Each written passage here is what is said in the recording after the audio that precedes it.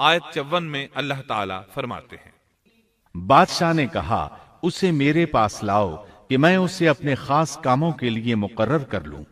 پھر جب اس سے بات چیت کی تو کہنے لگا کہ آپ ہمارے ہاں آج سے ذی عزت اور امانت دار ہیں۔ تب یوسف علیہ السلام بولے، یوسف نے کہا آپ مجھے ملک کے خزانوں پر مقرر کر دیجئے، میں حفاظت کرنے والا اور باخبر ہوں۔ اسی طرح ہم نے یوسف کو ملک کا قبضہ دے دیا کہ وہ جہاں کہیں چاہے رہے سہے، ہم جسے چاہیں اپنی رحمت پہنچا دیتے ہیں، ہم نیکوکاروں کا ثواب ضائع نہیں کرتے، یقیناً ایمانداروں اور پرہیزگاروں کو اخروی اجر بہت ہی بہتر ہے۔ بادشاہ نے یوسف علیہ السلام کو ملک کا مکمل اختیار دے دیا، اور ایک روایت میں ہے اس نے کہا، یوسف میرا اختیار اب صرف کرسی تک محدود ہے۔ اس طرح تمام معاملات یوسف علیہ السلام کے اختیار میں آ گئے اور خیر و برکت کے سال شروع ہو گئے۔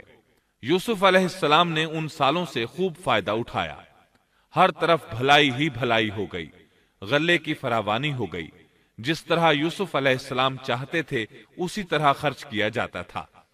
پھر اس طرح 7 سال ختم ہو گئے اور قحط کے سال شروع ہو گئے۔ اس قحط نے نہ صرف مصر کو بلکہ فلسطین وغیرہ کے علاقوں کو بھی اپنی لپیٹ میں لے لیا۔ اب چونکہ مصر بہت زیادہ خوشحال تھا، یوسف علیہ السلام نے 7 سال تک غلے کو بچا بچا کر رکھا تھا، اس لیے لوگ مصر آنا شروع ہو گئے۔ فلسطین میں بھی غلہ ختم ہو گیا۔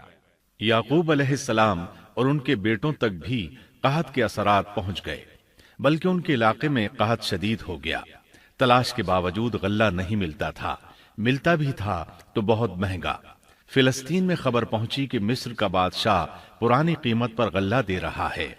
یہ خبر اس لیے پہنچی کہ یوسف علیہ السلام پرانی قیمت پر غلہ فروخت کر رہے تھے، چنانچہ فلسطین سے غلہ خریدنے کے لیے قافلے مصر آنے لگے۔ یوسف علیہ السلام پرانی قیمت پر غلہ ضرور دیتے، لیکن ایک آدمی کو صرف اتنا دیتے جتنا ایک اونٹ اٹھا سکتا، اس سے زیادہ نہ دیتے، تاکہ تاجر لوگ مال سٹاک کر کے مہنگا نہ بیچیں۔ اس لیے جو غلہ خریدتا تھا اس کے لیے ضروری تھا کہ اپنے گھر والوں کو ساتھ لائے۔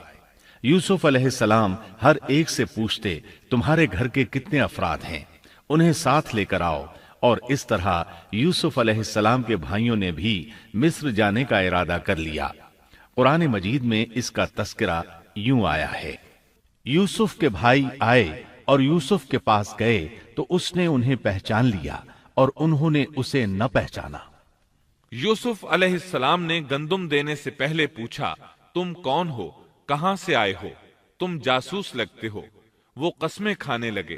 آپ نے پوچھا، تمہارا باپ کون ہے، تم کتنے بھائی ہو، کیا تمہارا کوئی اور بھائی بھی ہے، تمہارا کوئی بھائی فوت تو نہیں ہو گیا؟ اس طرح آپ نے ان سے مکمل تفصیل پوچھی، انہوں نے اپنے بارے میں بتا دیا۔ اور جب اس نے ان کے لیے سامان تیار کر دیا تو کہا کہ تم میرے پاس اپنے اس بھائی کو بھی لانا جو تمہارے باپ کی طرف سے ہے۔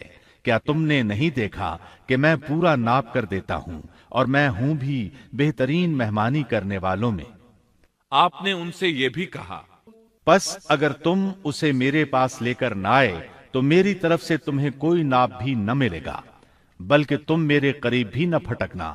انہوں نے کہا، اچھا، ہم اس کے والد سے تذکرہ کریں گے اور پوری کوشش کریں گے۔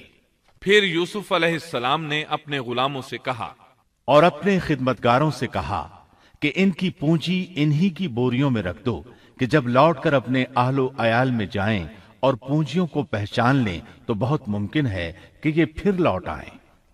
دراصل یوسف علیہ السلام چاہتے تھے کسی طرح وہ دوبارہ آئیں۔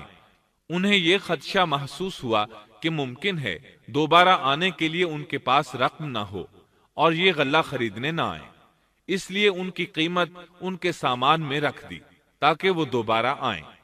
جب یہ گھر پہنچے تو سامان کھولنے سے پہلے باپ سے کہا، ہم سے تو غلے کا پیمانہ روک لیا گیا، اب آپ ہمارے ساتھ ہمارے بھائی کو بھیجیے کہ ہم پیمانہ بھر کر لائیں، ہم اس کی نگہبانی کے ذمہ دار ہیں۔ یعنی انہوں نے کہا کہ آئندہ ہمیں غلہ اسی صورت میں ملے گا جب ہم اپنے چھوٹے بھائی بنیامین کو ساتھ لے جائیں گے۔ اس پر یعقوب علیہ السلام نے فرمایا، یعقوب نے کہا کہ مجھے تو اس کی بابت تمہارا بس ویسا ہی اعتبار ہے جیسا اس سے پہلے اس کے بھائی کے بارے میں تھا، بس اللہ ہی بہترین حافظ ہے اور وہ سب مہربانوں سے بڑا مہربان ہے۔ مطلب یہ کہ یعقوب علیہ السلام نے ان کی بات ماننے سے انکار کر دیا۔ اس کے بعد جب انہوں نے اپنا سامان کھولا تو کیا دیکھا؟ جب انہوں نے اپنا سامان کھولا تو انہوں نے اپنا سرمایہ موجود پایا جو ان کی جانب لوٹا دیا گیا تھا۔ کہنے لگے، اے ہمارے باپ، ہمیں اور کیا چاہیے؟ دیکھیے تو یہ ہمارا سرمایہ بھی ہمیں واپس لوٹا دیا گیا ہے۔ ہم اپنے خاندان کو غلہ لا دیں گے اور اپنے بھائی کی نگرانی رکھیں گے اور ایک اونٹ کا پیمانہ زیادہ لائیں گے، یہ ناپ تو بہت آسان ہے۔